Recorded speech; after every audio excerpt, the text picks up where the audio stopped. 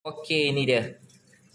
Tuan kalau nak selamat gunakan, bagi saya lah, gunakan tension gun. Sebab tension gun ni dia bukan sahaja anti klorin, malah dia ada ni. Nampak remove klorin, neutral, nampak vitamin. Yang ini terlebih tak ada masalah tuan.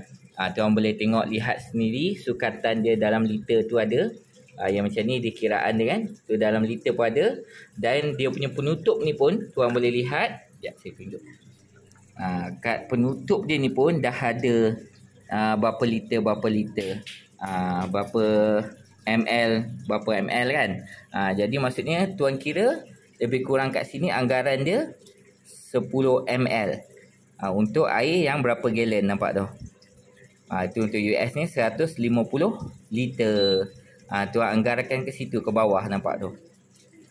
Jadi bagi saya lagi selamat lah. Kalau tuan nak lagi selamat, gunakan yang macam ni, tension gun. Okey lah. Ciao. Assalamualaikum.